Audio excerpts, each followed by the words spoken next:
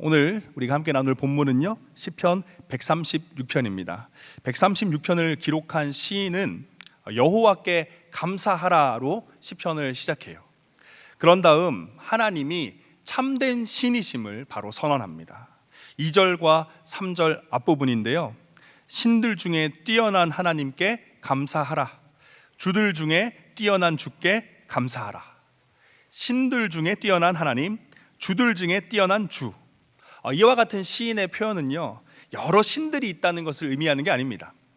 이 땅의 인간의 입장에서 신이라 여기며 섬기는 많은 신들이 있지만 진짜 신, 참된 신은 하나님밖에 없다라는 걸 의미하는 거예요. 그리고 이 땅의 주인, 온 세상의 소유주라고 주장하는 자들 또한 많이 있겠지만 진짜 주인, 온 세상의 소유주는 하나님밖에 없음을 드러내는 표현입니다. 하나님만이 유일하시고 참된 신이심을 지금 시인이 노래하는 거죠. 그런 다음 시인은요, 다시 한 번 더 고백합니다. 신들 중에 뛰어나시고 주들 중에 뛰어난 하나님께 감사하라, 감사하라라고 다시 한 번 더 노래합니다. 이어지는 4절부터 9절에서 시인은 유일하고 참되신 하나님께서 행하신 창조 사역으로 그의 시선을 옮겨갑니다. 4절인데요, 홀로 큰 기이한 일들을 행하신 이에게 감사하라. 시인은 참된 신이신 하나님의 창조 사역을 노래하면서 이렇게 말하죠. 홀로 큰 기이한 일들을 행하신 하나님. 오늘 본문 시편 136편을 기록한 시인은요, 하나님의 창조 사역을 노래하면서 홀로 큰 기이한 일을 행하셨다라고 설명합니다. 이것이 의미하는 바는 어떤 존재의 도움도 없이, 어떤 물질의 도움 없이 하나님 홀로 창조하셨다라는 겁니다. 말 그대로 아무것도 없는 무에서 모든 것을 있게 하신 것이죠. 그런데 여러분, 사실 우리는 하나님의 창조 사역이 이루어지기 전인 진정한 무의 상태에 대해서 온전히 이해할 수가 없습니다. 무의 상태를 우리는 한 번도 경험해 본 적이 없고 그 개념조차 우리의 수준을 아득히 넘어서는 것이기 때문입니다. 이뿐만 아니라 우리는 진정한 무의 상태에서 무언가를 창조해낼 능력 또한 없습니다. 그렇게 하나님의 창조는요, 우리가 무언가를 생산해냈다라는 것과는 차원이 다른 진정한 무에서 유가 되게 하신 그분의 참신 되심을 드러내기에 충분한 놀라운 사역이다라고 할 수 있어요. 그래서 시인은 이러한 사실을 강조하기 위해 단순히 큰 기이한 일을 행하셨다가 아니라 홀로 큰 기이한 일을 행하셨다라고 노래하는 겁니다. 계속해서 시인은 노래합니다. 5절 6절입니다. 지혜로 하늘을 지으신 이에게 감사하라. 땅을 물 위에 펴신 이에게 감사하라. 시인이 말하는 지혜는 하나님의 말씀입니다. 창세기의 기록과 같이 하나님의 말씀만으로 창조하신 것을 노래하고 있는 거죠. 이어지는 6절에서 땅을 창조하신 것을 표현하는 부분이 우리의 눈길을 사로잡는데요, 시인이 이렇게 말합니다. 땅을 물 위에 펴셨다. 펴셨다라는 표현은요, 얇은 철판을 두드려서 펴는 것을 의미합니다. 유대인들에게 이 물은 혼돈과 혼란을 의미한다는 것을 고려해 본다면 하나님께서는 혼돈과 혼란 위에 사람이 발을 디디며 살 수 있도록 땅을 철판을 두드려 펴듯이 펼치셨다라는 거예요. 뒤이어지는 7절부터 9절 말씀에서 시인은 큰 빛을 지으신 하나님, 그리고 해로 낮을 주관하게 하시고 달과 별로 밤을 주관하게 하신 하나님께 감사하라라고 노래합니다. 창공 형제자매 여러분, 오늘 함께 나누는 시편 136편을 노래한 시인은요, 처음 자신의 노래를 시작하면서 하나님이 참된 신이다, 하나님이 유일한 신이다 라고 노래한 이후에, 그리고 뒤이어서 유일한 참신 되시는 하나님께서 이루신 창조 사역을 이야기하면서 그 하나님께 감사하라라고 이야기하죠. 그런데 우리가 기억해야 되는 건 그저 짧은 한 문장으로 하나님이 너와 나, 우리를 창조하시고 온 세상 만물을 창조하셨습니다, 그러니 감사하십시오, 이렇게 말하지 않았다라는 겁니다. 하나님의 창조 사역을 시인은 깊이 있게 들여다보고 있어요.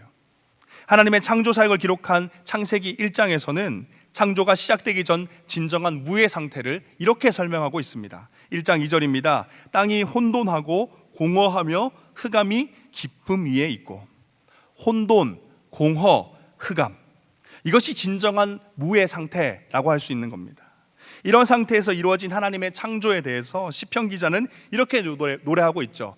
유일한 참신 되시는 하나님께서 홀로 그리고 말씀만으로 혼돈, 공허, 흑암으로 설명되는 진정한 무의 상태에서 질서, 충만, 빛을 만드셨다.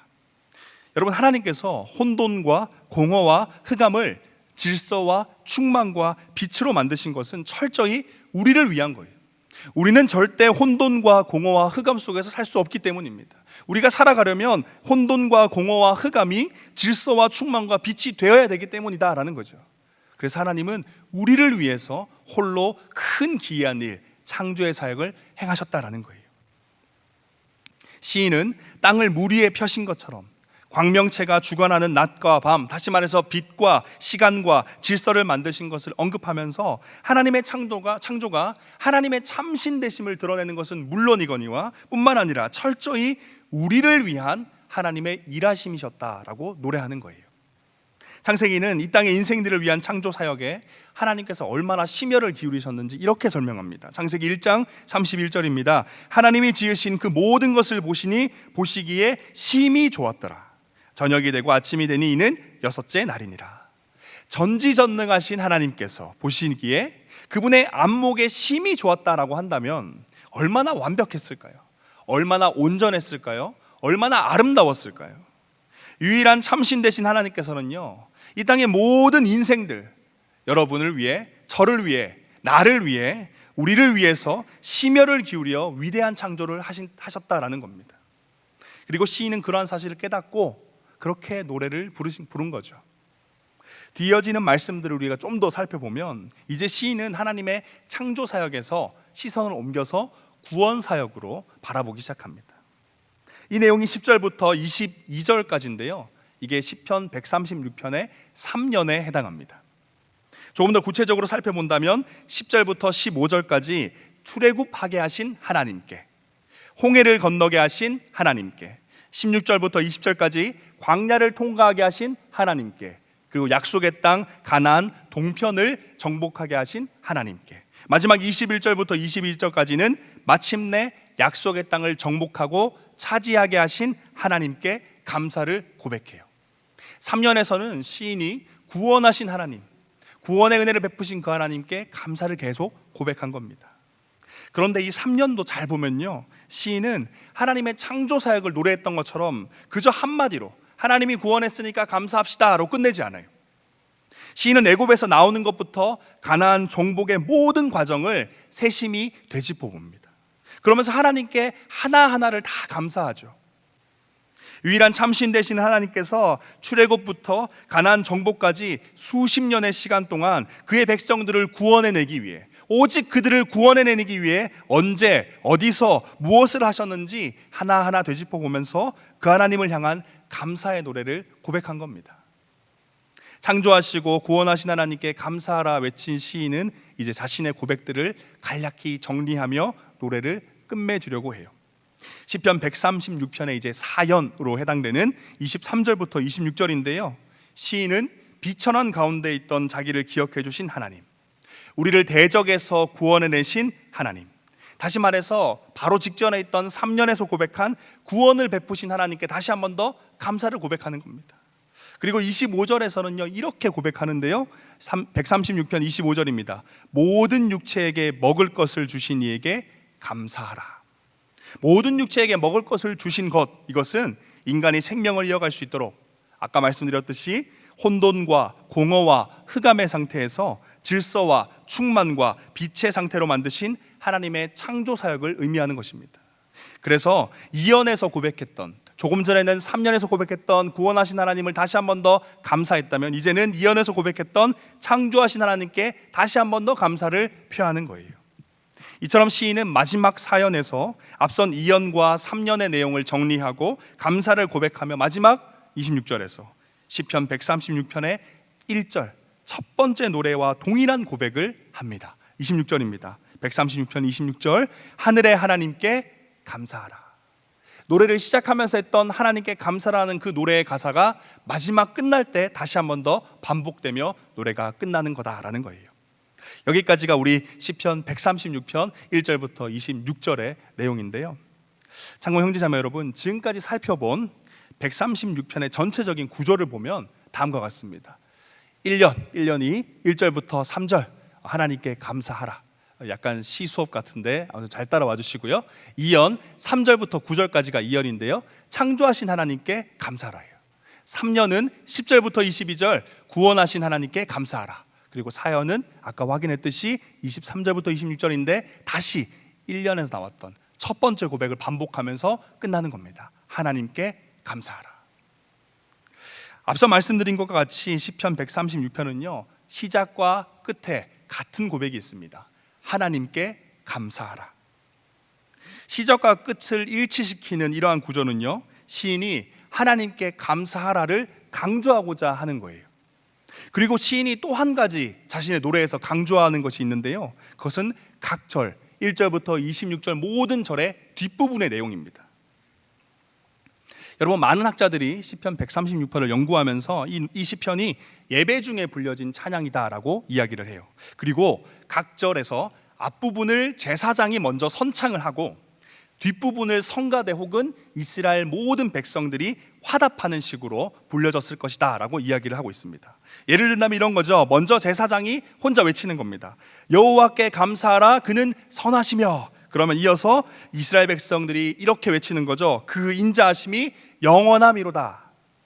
원어의 의미를 조금 더 살림이 이렇습니다. 제사장이 외칩니다. 신들 중에 뛰어난 하나님께 감사하라. 왜냐하면 그 인자하심이 영원함이로다 라고 이스라엘 백성들이 화답을 하는 거예요. 이런 형식이 총 26절까지 26번이 반복되는 겁니다. 그렇기에 이런 형식으로 노래가 불려졌다면 이스라엘 백성들은요 노래의 시작부터 끝까지 한 이야기, 한 고백만을 하는 거예요. 왜냐하면 그 인자하심이 영원합니다. 영원하기 때문입니다. 이 고백만 노래의 시작부터 끝까지 계속 반복하는 겁니다. 정리해 본다면 시편 136편에서요 시인은 두 가지를 강조합니다. 하나님께 감사하라 이것과 왜냐하면 그 인자하심이 영원함이로다 이겁니다. 그리고 사실 이 두 가지는요 하나의 이어진 문장이죠. 여호와께 감사하라, 하나님께 감사하라, 왜냐하면 그 인자하심이 영원함이로다. 여러분, 바로 여기에 오늘 설교의 핵심이 있습니다. 데살로니가전서 5장 18절 말씀을 함께 보겠습니다. 5장 18절에서 이렇게 기록되고 있습니다. 범사에 감사하라, 이것이 그리스도 예수 안에서 너희를 향하신 하나님의 뜻이니라. 우리를 향하신 하나님의 뜻이 있다라고 이야기하면서 무엇을 이야기하나요? 범사에 감사하라라고 이야기를 해요. 굉장히 유명한 말씀이고 그래서 우리는 익히 잘 알고 있는 말씀인데요, 하지만 실제 우리의 삶에서 범사에 감사하는 것이 정말 어렵습니다. 결코 쉬운 게 아닙니다. 그 이유는 감사를 막는 상황이 너무 다양하기 때문이죠. 당연하게도 내 삶의 상황이 불만족스럽다면, 불평이 생겨난다면 당연히 감사할 수 없을 겁니다. 그런데 이뿐만 아니라 지금 마주하고 있는 상황 가운데 내가 걱정이 생겨난다면, 두려워하고 있다면, 혹은 불안해하고 있다면 그때도 우리는 또 감사할 수 없는 거죠. 이처럼 범사에 감사하는 것은요 단순히 감사합니다라는 말이나 생각을 하냐 못하냐의 문제가 아니라 수많은 다양한 상황들이, 다양한 감정들이 감사하지 못하게 만들고 있기 때문에 범사에 감사하는 게 결코 쉬운 게 아니다라는 거예요. 다윗은 자신을 죽이려 군대까지 동원한 왕 사울을 피하기 위해서 어느 날 아둘람 굴로 도망을 갑니다. 그 굴 속에서 다윗이 노래를 지어 불렀습니다. 시편 57편이 바로 그 노래인데요, 57편 8절과 9절 말씀 함께 보겠습니다. 내 영광아 깰지어다, 비파야 수구마 깰지어다, 내가 새벽을 깨우리로다. 주여, 내가 만민 중에서 주께 감사하오며 문 나라 중에서 주를 찬송하리이다. 왕의 자리에 앉는다고 기름 부음을 받았고, 그런데 왕의 자리는커녕 도망자 신세가 돼서 한 나라의 왕에게 쫓기는, 목숨을 날마다 위협받는 그 신세가 되어서 얼마든지 억울할 수 있고 불안할 수 있고 불평할 수 있고 두려울 수 있지만, 그래서 어떤 감사도 없는 삶을 살기에 충분한 그의 삶이었지만, 다윗은요 사울을 피해서 지금 아둘람 굴에 들어간 거거든요. 지금 여행을 떠난 게 아닙니다. 휴양지에 간 게 아니고 지금 사울이 또 죽이려고 드니까 아둘람 굴로 피한 그 상황에서 노래를 지어 부릅니다. 하나님 감사합니다. 그리고 이어서 다윗은요 이렇게 고백하는데요, 뒤이어지는 절이 바로 이 내용입니다. 10절입니다. 하나님 감사합니다 이후에 무릇 주의 인자는 커서 하늘에 미치고, 주의 인자는 커서 하늘에 미치고 주의 진리는 궁창에 이르나이다. 하늘에 미칠 만큼, 하늘에 이를 만큼 나를 향하신 하나님의 인자하심이 넘쳐 흐릅니다 라고 다윗이 고백하는 거예요.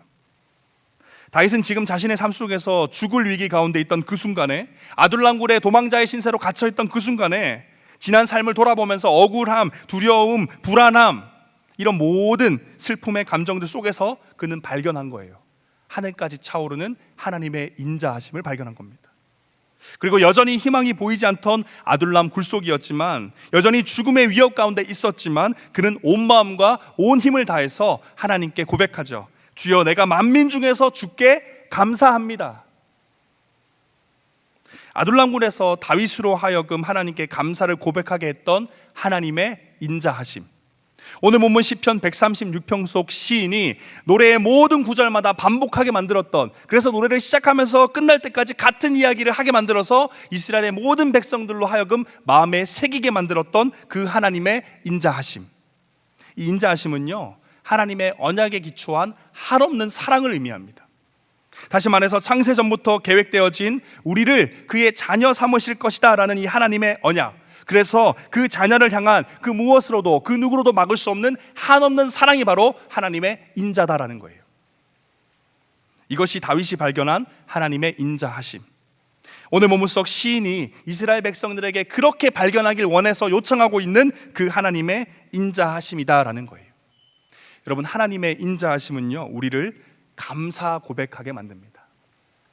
세상의 사람들은 결코 쉽지 않은 전쟁과도 같은 인생길 가운데서 억울함, 불안함, 두려움, 걱정에 사로잡혀 힘겨운 삶을 살아가지만, 하나님의 자녀를 향한 그분의 한없는 사랑은요, 여러분을 향한, 나를 향한 하나님의 그 한없는 사랑은요, 우리로 하여금 하나님께 감사를 고백하게 만든다라는 겁니다.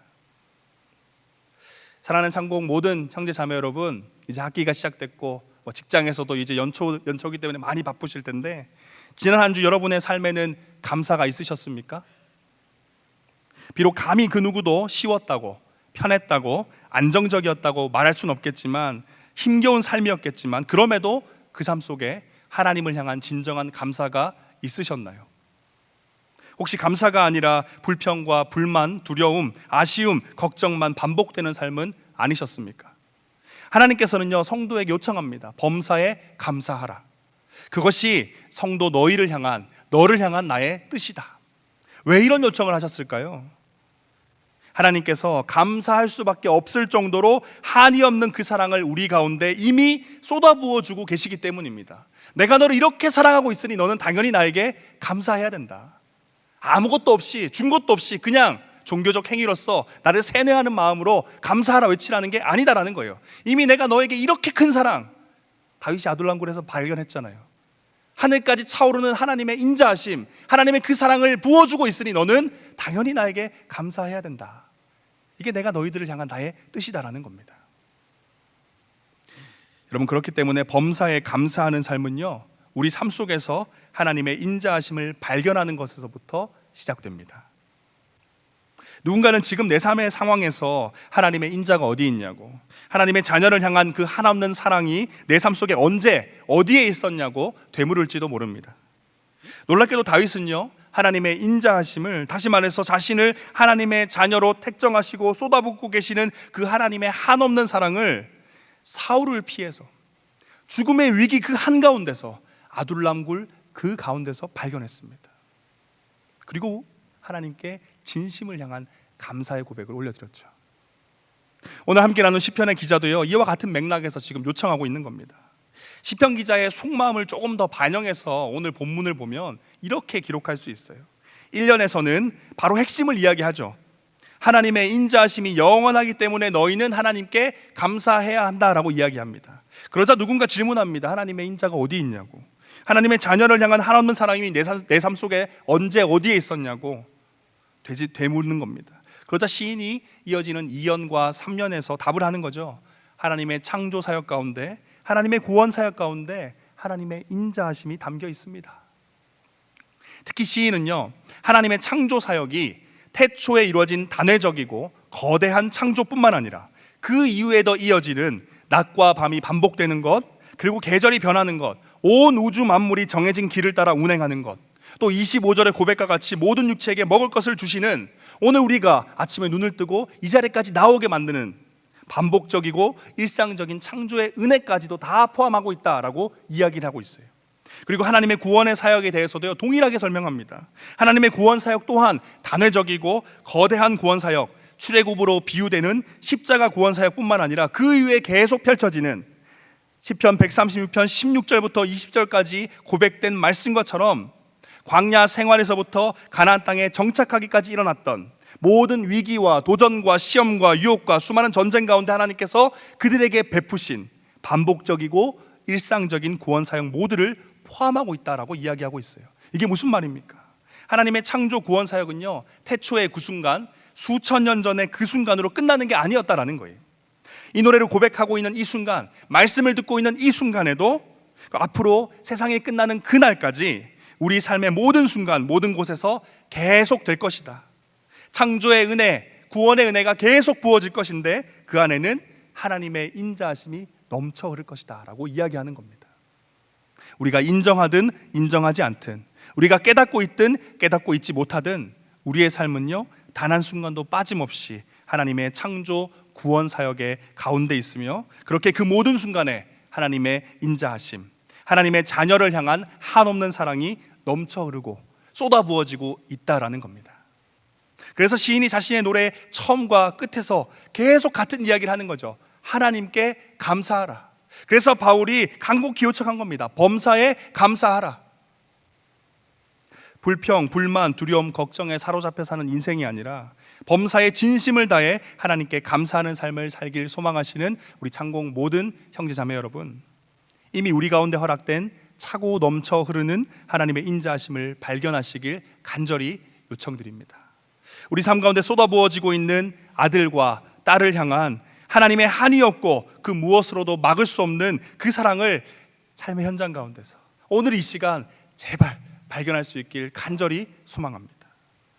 지난 금요 비전기도회 이틀 전이었는데요, 제가 기도회를 드리면서 하나님 앞에 오늘 드려질 예배를 놓고 기도하는데 그때 하나님이 제 마음 가운데 얼마나 뜨거운 마음을 주셨는지 모르겠어요. 하나님의 인자하심을 발견하지 못해서 자녀된 우리를 향한 하나님의 그 한없는 사랑을 발견하지 못해서 우리가 얼마나 메말라 있는지, 분명히 매주 예배도 드리고 말씀도 읽고 기도의 자리도 서 있는데 감사할 수가 없어서 얼마나 우리의 삶 가운데 불평과 불만과 두려움과 걱정에 우리가 사로잡혀 있었는지 하나님이 그걸 보여주시는데요, 참 먹먹했습니다. 근데 동시에 같은 마음을 또 이어서 주시더라고요. 내가 나의 인자함을 부어주고 있다. 내가 이 말씀을 통해서, 함께 나누는 그 말씀을 통해서 우리 창공의 모든 지체들에게 하나님의 인자하심을 발견하게 할 것이다 라는 마음을 주셨습니다. 사랑하는 창공 모든 형제 자매 여러분, 지금 우리 삶에 하나님의 인자하심이 가득함을, 넘쳐 흐르고 있음을 믿으십니까? 설령 다윗과 같이 사울 왕에게 쫓겨 아둘람굴에 갇힌 것과 같은 상황이라 할지라도 그 가운데 한이 없는, 그 무엇으로도 막을 수 없는 아들과 딸을 향한 하나님의 사랑이 쏟아 부어지고 있음을 믿으십니까? 여러분에게 지금 그 사랑이 부어지고 있는 거예요. 이번 한 주 날마다 하나님의 인자하심을 발견할 수 있길 간절히 축복합니다. 감사보다는 불평과 불만과 갈등만 가득했던, 두려움과 불안과 걱정만 가득했던 우리의 가정 가운데, 여러분의 학교와 학원, 직장과 사업장 가운데, 삶의 모든 현장 가운데서 하나님의 인자하심이 발견되고, 그래서 하나님을 향한 진정한 감사가 고백되는 그런 한 주가 되시길 간절히 소망하고 또 축복합니다. 하늘의 하나님께 감사하라. 왜냐하면 그 인자하심이 영원함이로다. 아멘.